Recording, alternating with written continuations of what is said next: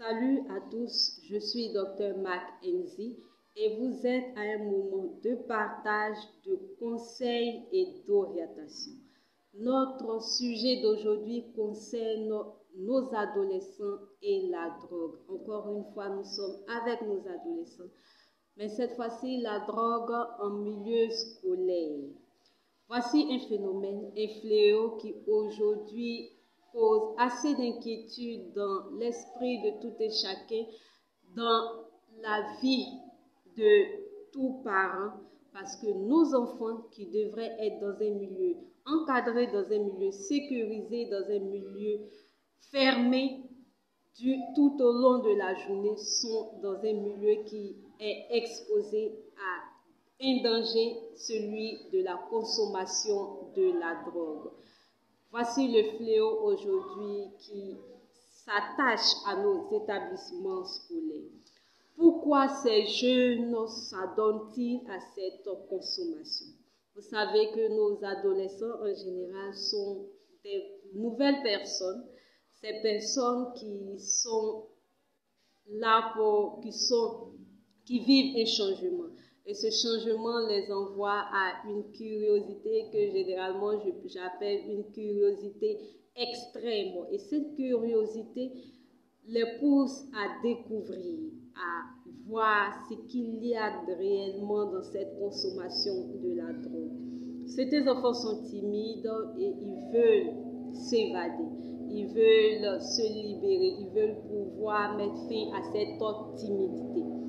Il y a aussi le désir d'appartenir à un groupe. Généralement, les groupes dans les collèges et lycées, la plupart bien sûr, sont des groupes qui ont des codes, qui ont des pratiques, j'allais le dire, pour qu'une personne extérieure puisse adhérer. Et certains groupes voudraient que les nouveaux adhérents consomment la drogue parce qu'eux-mêmes sont déjà entrés dans cette consommation de la drogue. Vouloir appartenir à un groupe, vouloir se donner une certaine performance qu'on n'a pas parce qu'on est timide, parce qu'on est une personne discrète.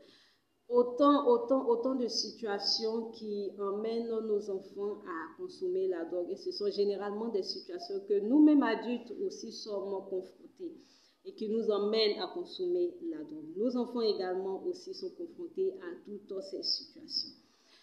Alors, comment se fait-il que ce milieu, comme je l'ai dit, tout aussi encadré, tout aussi protégé, puisse y laisser introduire la drogue? Comment cela se fait? Généralement, il y a ces livreurs qui sont généralement autour de ces établissements, qui sont des personnes adultes, en grande partie, qui prennent attache avec nos enfants qui sont déjà dans les établissements. Et c'est par le canal du jeune ou par le canal de ses enfants que ce livreur va fournir la drogue, que ce vendeur va fournir la drogue aux enfants qui deviennent déjà des livreurs, qui deviennent si je peux dire, des détaillants. Voilà. Et ces enfants vont donner la drogue, vont vendre la drogue à leurs camarades, à leurs amis. Comment cela se fait? Cela se fait par des messages, des SMS. Chaque revendeur a sa méthode, bien sûr. Cela se fait par des codes en SMS, des codes même qui peuvent être des pas ou de la main. Ça peut être un signe. Le pied combat ou une certaine disposition, ou une manière de mettre son sac, une manière de racler la gorge. Tous ces éléments sont des codes, des signes qui appellent à la livraison, qui appellent à la vente. Nos enfants nous surprennent beaucoup, vous devrez le savoir. Ce sont comme je le dis, des petits adultes qui ne cesseront jamais de nous surprendre. Il y a aussi autour des établissements, il y a des cabarets. Il y a des cabarets, des bars et même des fumoirs, des lieux où la drogue circule librement, où la drogue est consommée. Et la drogue est prise par trois méthodes, si je peux le dire. Il y a la fumée, il y a l'injection et il y a la méthode où la méthode orale, si je peux le dire, où il faut consommer, il faut ingurgiter, voilà, c'est le mot, il faut ingurgiter la substance.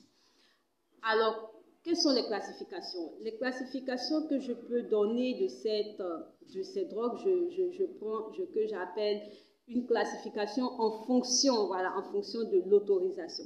Alors, nous avons trois catégories. La première catégorie, c'est les substances que je peux dire les substances autorisées. Voilà, ces substances autorisées sont ces substances qui sont dans notre quotidien. Ces substances sont autour de nous que nous détenons sans être passifs de délit. C'est là le tabac, la cigarette bien sûr, le tabac et l'alcool. Ce sont des substances qui sont nuisibles, ce sont des drogues, mais qui sont autorisées. Il y a les substances illicites, qui généralement la simple détention est un délit. Ce sont l'héroïne, les opiacés, le cannabis, la cocaïne et autres. Et il y a en troisième lieu les substances légalisées, qui sont des substances qu'on peut s'en procurer dans les pharmacies, comme les antidépresseurs.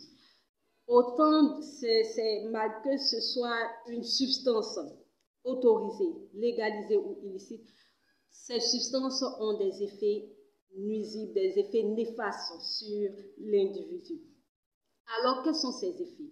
Vous devez savoir que les effets de la consommation de la drogue diffèrent en fonction de la substance, en fonction de l'individu et en fonction du contexte, le contexte dans lequel cette drogue est prise. Alors, en fonction de la substance, il faut savoir qu'il y a la qualité de la substance, la quantité de la substance, la fréquence à laquelle on consomme cette substance. Il y a aussi le mélange qui est fait. Généralement, la drogue en elle-même est dangereuse et nuisible. Alors, s'il faut faire un mélange de chaque substance, alors voyez un peu l'effet sur l'individu. Il y a, à côté de la substance, des effets de la substance, il y a l'individu. L'individu. L'âge. L'enfant a tendance à moins gérer les effets de la substance que l'adulte.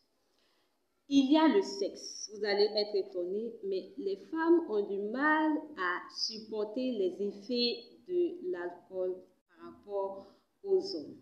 Il y a la taille, le poids. Ceux qui sont en surpoids, ceux qui ont un poids élevé, ont tendance à mieux supporter les effets de la drogue, des substances, de la consommation de la drogue.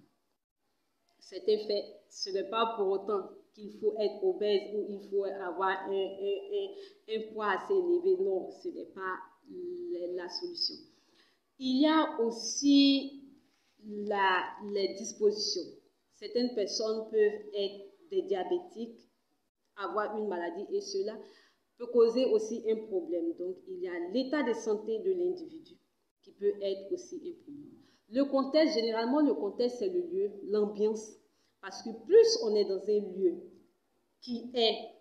où la drogue circule librement, où l'ambiance favorise plus la consommation de la drogue, plus on en consomme. Et cela est un danger. Alors, les conséquences, l'addiction, le surdosage.